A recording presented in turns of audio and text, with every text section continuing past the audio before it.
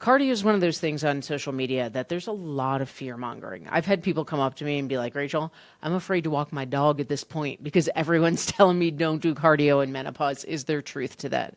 So today we're going to dive into all things you need to know about cardio in menopause. Check it out. So today I want to clear the air. I want to dive deep into I don't even like the word should or shouldn't. What's the most benefit for us when it comes to cardio, and what would benefit us to watch out for? When it comes to our metabolism, it is a rule of human biology that the more muscle mass on our body, the faster our metabolism runs. What's the most efficient way to build muscle mass? Weight training, specifically pushing our muscles to do what they can't yet do, which we call progressive overload. So when it comes to the most bang for your buck, it is true of every human that weight training, specifically progressive overload, pushing your muscle to do what they can't yet do, is going to be the most bang for your buck over cardio. In addition, the reason that's tenfold in menopause is a time of life where we naturally lose both bone density and lean muscle mass at a pretty alarming rate. So the two best ways to counteract that are, number one, nutrition, that is an absolute capital M must, and progressive overload, weight training, pushing our muscles to do what they can't yet do. All that said, that's the most bang for your buck, right, when it comes to our metabolisms. What that does not mean is that cardio is bad for you. Cardio is great for us. Cardio is great for our lungs. Cardio is great for our heart. It can burn some calories if we're looking to burn calories. The thing we need to be cautious of is this. Menopause is a time of life where one of the big themes of menopause is that our estrogen naturally drops. With that, one of estrogen's main roles in the body is to control cortisol. So it is a truth of a menopausal body that as our estrogen drops, our cortisol naturally spikes. So one of the big names of the game in menopause is, how do I control my cortisol? There's lots of ways to control cortisol, right? Deep breathing, putting our feet in the grass, meditation, fueling our body correctly, which is why I harp so much on nutrition, gratitude practices, and doing high intensity cardio in a menopausal body that's not being fueled properly is driving those cortisol levels higher and higher. And here's where this conversation kind of splits into two. If you're someone who's not under eating, and I'm gonna go down the rabbit hole in a second here, but let's say for ease of conversation, you're someone who comes to us. We have every woman that we ever work with ever will start the same way. Eat as you normally eat. Pop your food into a nap for 5 days. Do not use their goals. We emphasize that. We just want to see average 30,000 foot bird's eye view in a typical week of eating. What does that look like? If we see, I'm just going to throw out arbitrary numbers, that you're eating 3,000 calories a day and not losing weight, you don't need what we call a healing stage. I have lots of past episodes on a healing stage. We're about to talk about it right now.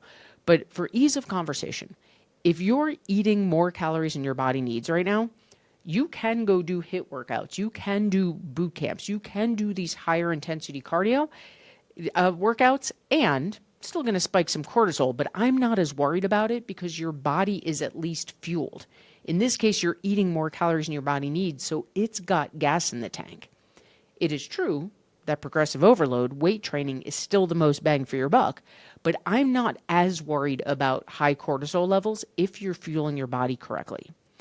Where we need to really be cautious, and this is why I said the conversation split into two, is if you fall into the other quote-unquote category. I'm going to interrupt this episode real quickly to ask a 30-second favor. If you are loving the podcast, if you can tap that 5-star review button above, maybe even leave a few nice words, it is the biggest help to getting the podcast out there.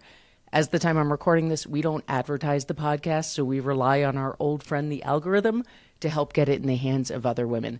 Leaving a review is the absolute number one way to help us do that. Thank you in advance. Thank you, thank you. Now let's get back to the episode. About 80 to 90% of the women that we work with in MindStrong, and we only work with peri and post-menopause, we've been doing this almost a decade, we have seen thousands of them. About 80 to 90% of the menopausal women we work with, they are not overeating. They are not eating more calories than their body needs. They're actually undereating. They're coming to us at 1,000 calories a day, 1,200 calories a day. I've seen as low as 500 calories a day, in which case they need what we call a healing stage. Tons of episodes, including a 5-part series on that in past episodes. With that said, Here's my favorite analogy. It's super cheesy, but it's the most accurate I have. Okay. Let's say I go out. You probably heard me use this before. It's my favorite. I go out, I buy this big fancy sports car, and I'm all excited to slam on the gas and make that scary engine noise that dudes love to make for some reason. So I slam on the gas, but there's no gas in the car.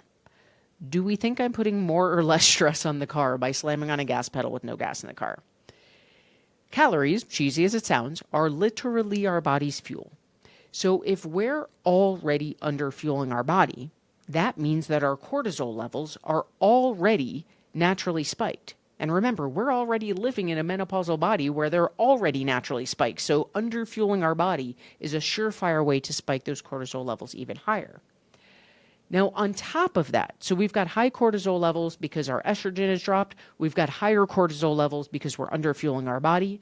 Now, on top of that, if we go and add in boot camps, CrossFit, high-intensity workouts, marathon training in an underfueled body, just like that cheesy sports car analogy, are we adding more or less stress to your body? That does not mean don't do cardio. I'm gonna add a little caveat to this in a second.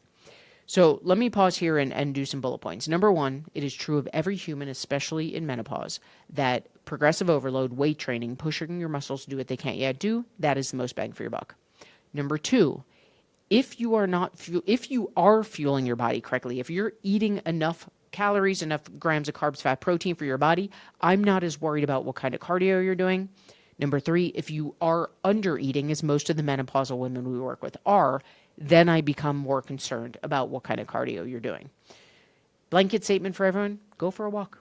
Walk your dog. It's actually great for your body to go for a 10-minute walk after dinner. It helps with blood sugar.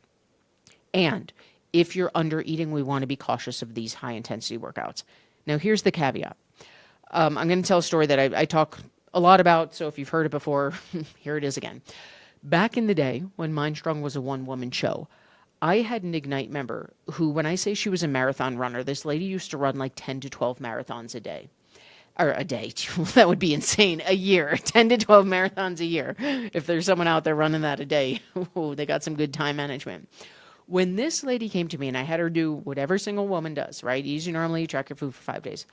She was eating about 600 calories a day. And my jaw was on the floor. I was like, what a testament to the human body, because you are running that many marathons a year, not a day, and you are under eating to that level. The fact that your body is still surviving, that you're still standing up, that is what a testament to our body strength. What I was not going to do is tell her you have to stop marathon running, right? Anyone who's a runner knows that is your mental health. For her, that was her self-identity. And that would be awful for her if I was like, look, until we get enough calories in you, you got to stop running. So we had a conversation about it. I told her honestly, yeah, like your cortisol levels are through the roof with what you're doing to your body right now. And let's start fixing it. I'm not going to ask you to stop. Let's start getting your nutrition in check. And my favorite part of this story is the way that some runners will shave off like 5 seconds, 15 seconds of their run. She was shaving off like 5 minutes, 10 minutes, 12 minutes, because crazy what happens when you start fueling your body correctly. So I share that story to say, if you are someone who enjoys, you've been going to CrossFit for years, you have a boot camp community that you love, you're a marathon runner, and you suspect you're under eating, you don't need to stop what you're doing, right? Everything in life, we talk about this a lot here, has light with the dark. So we can say, okay, I know this isn't the best thing for my cortisol levels, and I need it for my mental health. So I'm not going to stop what I'm doing, and I'm going to focus on getting my nutrition in check. And lo and behold, you're going to feel incredible because you're putting gas in the car, so to speak. So yes, it is true that high intensity cardio can raise cortisol levels, and that doesn't mean you have to stop. If you are someone who's doing that and you're willing to transition to weight training, it's going to be the most bang for your buck, because the more muscle we have in our body, the faster our metabolism runs. Walk your dog. Go for an after dinner walk with your spouse if that's something that feels good for you. Again, everything in life, I believe, it comes down to balancing the light with the dark and flowing with our personal lifestyle. I'm never going to tell someone you have to do this, you can't do this. It's let's look at the biology of what's going on and let's make informed decisions for what works for you and your personal body.